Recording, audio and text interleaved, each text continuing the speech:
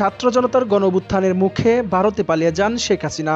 এরপর বিগত আমলে গুম, খুন ও জুলাই হত্যাকাণ্ডের ইস্যুতে বেশ কিছু মামলা হয়েছে শেখ হাসিনা সহ আওয়ামী লীগের শীর্ষ নেতাদের বিরুদ্ধে।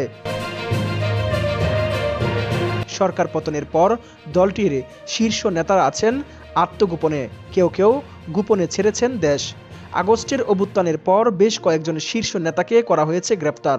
এই যখন অবস্থা, তখন বিতর্কিত নন এবং জনসম্পৃক্ততা আছে এমন একজনকে মুখপাত্র করার কথা ভাবছে আওয়ামী লীগ। দেশের গণমাধ্যম বাংলা ট্রিবিউনের প্রতিবেদনে বলা হয়েছে, আওয়ামী লীগের শীর্ষ নেতাদের অধিকাংশই এখন দেশান্তরী।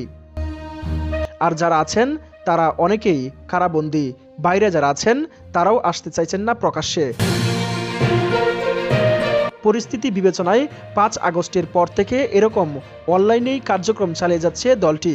মাঝে মাঝে দলীয় প্রধান শেখ হাসিনার অডিও বার্তাও আসছে সামনে। কিন্তু সংশ্লিষ্টরা বলছেন, জাতীয় আন্তর্জাতিক গণমাধ্যমে বার্তা পাঠানোর জন্য দলটির একজন মুখপাত্র এখন জরুরি হয়ে পড়েছে।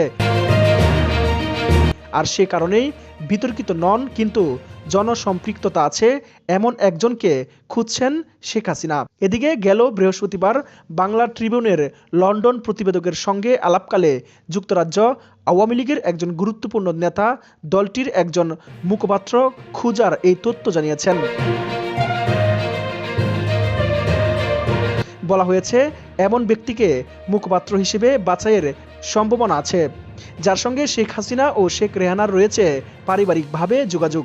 আওয়ামী লীগ আগস্টের অভ্যুত্থানের পর থেকে রাজনীতির মাঠে নিষ্ক্রিয়, তবে দলীয় কর্মসূচি দিলেও দলটির নেতাকর্মীদের দেখা যায়নি মাঠে। গত জানুয়ারিতে দলটি ফেব্রুয়ারিতে হরতাল অবরোধের মতো কর্মসূচিও ঘোষণা দিয়েছে। নাম প্রকাশ না করার শর্তে আওয়ামী লীগের এই নেতা সংবাদ মাধ্যমটিকে জানান, শেখ হাসিনাকে ছাড়া অন্য কাউকে এই মুহূর্তে দলের নেতৃত্ব বা কর্তৃত্বে মেনে নেবেন না নেতাকর্মীরা। সেই বাস্তবতা থেকেই আপাতত একজন মুখপাত্র খুঁজছেন দলীয় প্রধান। এই নেতা আরও জানান, মূলত শেখ হাসিনার বার্তায় মুখপাত্রের মাধ্যমে পৌঁছে দেওয়া হবে। এক্ষেত্রে বাংলাদেশে অবস্থান করছেন বিতর্কিত নন, আবার দলীয় নেতাকর্মীদের সঙ্গে সম্পৃক্ততাও আছে এমন কাউকে বিবেচনা করা হতে পারে বলে জানিয়েছেন তিনি।